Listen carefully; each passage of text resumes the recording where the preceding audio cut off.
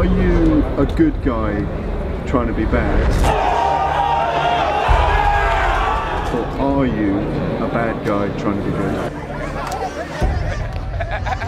I think I am a bad guy that's trying to be good. We are learning more about the domestic violence arrest of MMA fighter Jon Jones. Jon Bones Jones. Jon Jones. Dude, I wonder if this is that fighter's car. Jon Jones?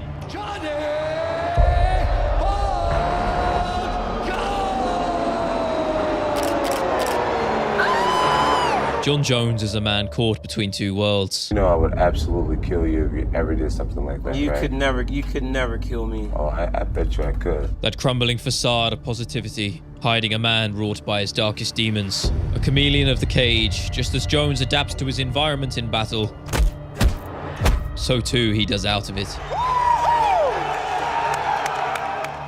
Let us deconstruct Villainy together and investigate the many faces of Jon Jones. We begin at first on the surface of the psyche, the side of Jones that most see. A God-fearing man, doing everything in his life for his family and friends. A path that all champions should abide by. Jon looked at first glance to be a role model that most could look up to. UFC light heavyweight champion Jon Bones Jones confronting a group of guys wearing hoodies and demanding they hand over their spray cans. It's not the way, man. Spray can. I ain't doing nothing. Give me the spray can. Here, My motivation is become the best man that I can be a reflection of God's love and his forgiveness, and ultimately have fans from around the world to see the Christ that's inside of me. Unknown at the time amidst Jon's rise to UFC gold and glory, but these acts were nothing more than a mask, used tactically to cover up or downplay future transgressions. Jones would long try to do so, but to be a fighting great required tapping into the sinning side, even if for just a short period when the lights beam down. You ever been afraid of somebody? Yes. Who? There's been some times when I've left the locker room and known I was a lamb. Yeah, going Really? to slaughter. Yeah. I did not think I was going to be Jon Jones the night that I fought Jon. You want to talk about who's the baddest man on the planet? If Jon Jones and Tyson Fury are locked into a room, Game over. I'm pushing all my chips on black. For some UFC fighters, unlocking the primal mentality within requires a certain motivation, be it fighting for the ones they love, the dollar signs, the fame or glory. Now on the surface for Jon Jones, it is simply the art of war that activates his alter ego. The disturbing side of an already unsettling individual. It is there, within those cage walls, that Bones carves his destiny, using every weapon at his disposal. He's a fucking wild dude. Yes. That's why he's so good. For me, Jon Jones, winning over Jon Jones is bigger than taking the belt. He's the dirtiest fighter ever. He's the dirtiest fighter ever, and the guy's so smart. He does the most dirtiest things. Like Jones has some of the best defense. He's not light on his feet. He's just right there in front of you, like an unmovable force. You know, He's just gonna stand right there in front of you. He's not gonna go back or nothing. I just watched him and go, man, that guy's good. Bones' fighting highlight reel and undefeated record was already enough to break the will of most. But waging mental warfare, cold and calculated, was enough to scar even the most psychologically resolute. It was within those moments, during fight week media days, that Jones's mask would slip, even if for just a brief second, his harrowing words spoken as a villain were enough to all but guarantee victory. You're not gonna keep up with me, Rashad. I'm younger than you, and my technique is a lot cleaner. I take the sport a lot more serious. I feel like I'm just getting started, that's the thing, and you're at the end. You know, do what you gotta do, Rampage. I think you're setting yourself up for failure. You said it at the press conference. I always have an excuse for why I lost. There's nothing you can do to stop me, Daniel Cormier. When I get you down, your face will open up. You will lose this fight, Daniel Cormier. I want you to believe it. Every ounce of training you put in leading up to this fight will be a waste of your life. An orchestrator of violence, it is that alter ego that has granted so much success, the countless victories and title defenses. But deep down through every win was a man crumbling, holding himself together through poisonous vices that ate away at the mind and body. A constructed security system for the brain and a way to sate the demons of MMA's greatest warrior. Alcohol and drugs, even during training camps, were a secret weapon that amplified Jones's alter ego. 1 week before every fight, I would go out and I would get blacked out wasted. I would see this man a week before his fight, him at the bar, going nuts. My logic was, if this guy were to beat me somehow, I can look myself in the mirror and say, I lost because I got hammered the week before the fight. Back-to-back weekends. Cocaine one, your ass the next. So it was a built-in safety net. It was a safety net, yeah, exactly. Up to this point, Jones's poor decision-making had only put himself in the firing line. Every ounce of responsibility on his shoulders. But in becoming the king, having greater access to the gluttonous benefits of the championship lifestyle, he would become ever more reliant on those crutches. A house of cards doomed to fall, as those unorthodox tools used to channel the beast within would eventually affect his out-of-the-cage dealings. But I was very disappointed with you with that car accident thing. Yeah. When you ran away from that car accident. Yeah. When witnesses say Jones ran the red light, hitting another car, then took off running after grabbing a wad of cash from his SUV. That to me was like, God damn, John's in a bad place. Dude, I wonder if this is that fighter's car. Jon Jones? Did you look at the other person in the other car? No, I had no clue that it was a woman. I had no clue that it was a pregnant woman. Kind of freaked out, and I was just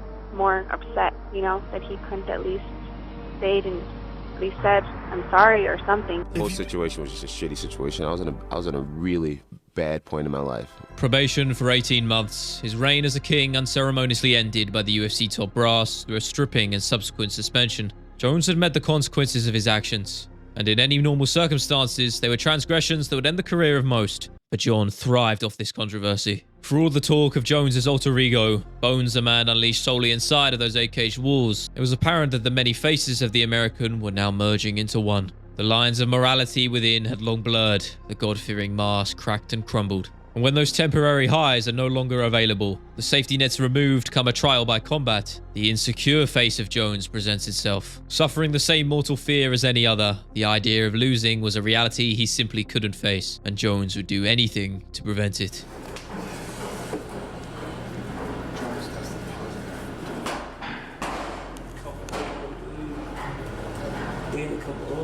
Jon Jones, the interim UFC light heavyweight champion, the man who was supposed to headline UFC 200 on Saturday night opposite his longtime rival Daniel Cormier, has suddenly been pulled from the card. He has been flagged by USADA for an out-of-competition drug test. Typically, when it's an out-of-competition test that you test positive for, it means that it's not a recreational drug. It's got to be something performance enhancing. I wouldn't take anything that would enhance my game, I wouldn't cheat. That's just not who I am.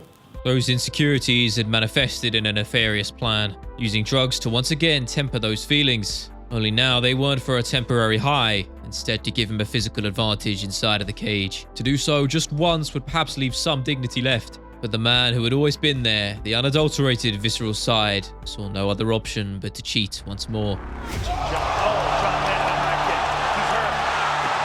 trying to press the issue here, trying to survive. That's it. He's out. He's out. Jon Jones has done it. How about it? Jon Jones tested positive for Turinabol from a sample the day before your guys' fight, of course, at UFC 214 in July. I was horrified. I can't believe it. I still can't believe it. The guy doesn't need to do it. He's super talented. Doesn't need to do it. You don't cheat the sport. You don't cheat the fans. You don't cheat me. You have all the physical advantages, sir. He doesn't even need that steroids. He doesn't even need that shit in him.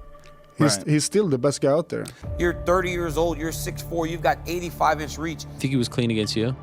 No, heavens no. No. Oh my God. You could tell? I had more juice than Tropicana, and he pushed me around like a Mack truck. I remember thinking, I know your secret. Those things, you know, those things that happened did really bad damage to my career. Any ounce of respect from the fighting faithful now lost. But Jones would serve his time out of the sport and begin his destructive cycle once again. The mask was no longer needed, and now Bones could fully embrace the villain he was always meant to be. You say the same shit every interview. I'm in the best shape of my life. You are not, Jon. I'm in the best shape of my life. You said the same shit before you got knocked out in front of your whole country. Shut the fuck up. Elbows by Jones. Oh, big shots. Bro, I got you in July, if that's what it's gonna be. I got anybody, bro. You know I'm not worried about a damn thing. You know that. Like, if you take his individual skill sets and you take them away, each one of those things are not a problem. It's when you put them together and he puts it into the full package that it's the problem. Well, you're a pawn in this game, bro. I've been talking about it for a long time. Like DC, like all of them, bro. You're a pawn in this game. Just a piece in this puzzle, bro. I'm trying to be great, bro, and you're just a part of it.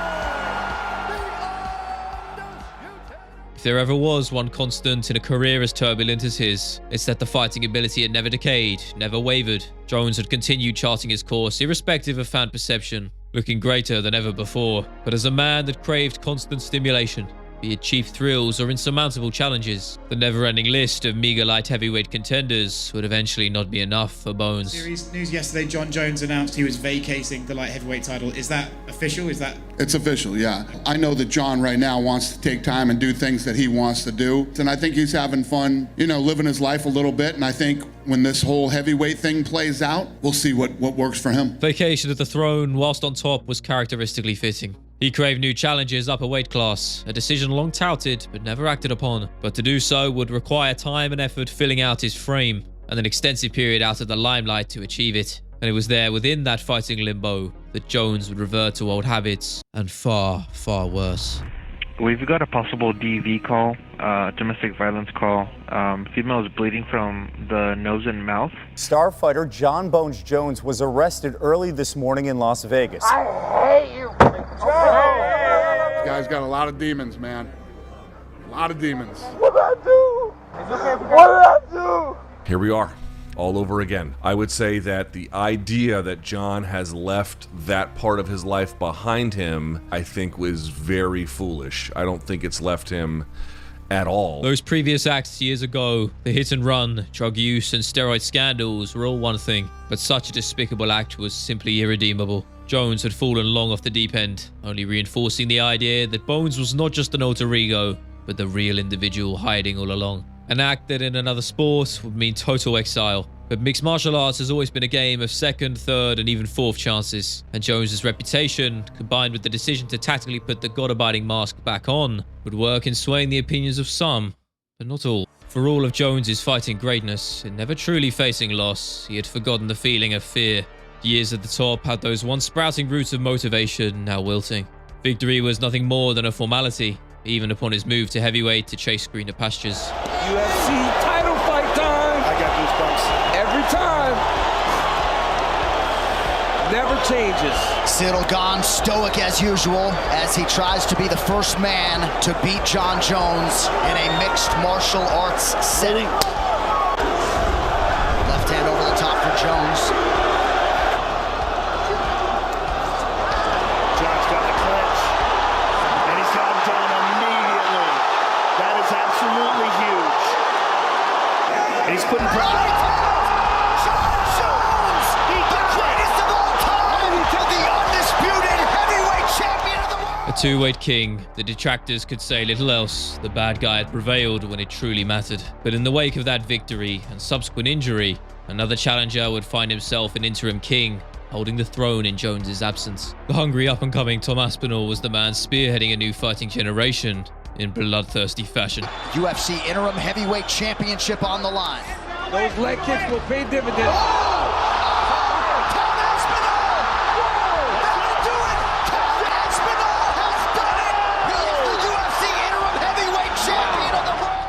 Aspinall's tenure boasting the shortest average fight time in the company was no small feat, and granted him the all-too-familiar namesake as the man to beat Jon Jones. A title marred, perhaps even cursed, as any man unfortunate enough to be bestowed with it would find themselves on the losing side. But for the first time, such a title had credibility, as Jones's decision to forgo fighting formality by unifying the throne and instead chase a quote-unquote legacy fight with an aging former king was an indicator of his true feelings. Even had an organic face-off one time that did not go great, and they didn't touch each other. When you watch the body language of Jon Jones, he did not like that entire situation. That's interesting. As impressive as Tom is, he's not important enough yet to determine my schedule. Fear is something every gladiator experiences, and was never the crux of this fighting saga's issue. Enabled by Dana, it was instead Jones's conscious decision to hold up the heavyweight division whilst a healthy interim champ lay waiting that left fans feeling slighted. Whether that was out of concern for his undefeated record or not, we may well never know, but it's fair to assume that nothing is truly simple when it comes to Jon Jones, and this chapter is no different. For at the crux of it all, in the fight game and beyond, money dictates everything. And perhaps deep down in showing fear, dismissiveness, and unjustified disdain, the sinister side of Jones was plotting something deeper. A super fight for the ages. But if I'm being completely honest, I feel like Tom's been such an asshole that I don't want to do business with him. Hey, I'm not gonna do this interview. You don't want to do it? No, because it's gonna be an Aspinall fest. I'm not gonna. It's just the little shit that he does. He's annoying to me. I think he's trying to do anything he can to stay away from me. Trying to come up with all the tricks in the book. Either I retire or I start fighting fights that make sense to my legacy. And Alex Pereira is the only fight right now that makes sense to my legacy. Or is he building up the fight down the line? Irrespective of both men's thoughts and the wider UFC fandom, 309 would press on as planned, even if the overarching narrative surrounded the man not even fighting that night. Such a public, long-winded saga in many ways helped to bolster the actual bout's build, which in the end would go exactly as one would expect.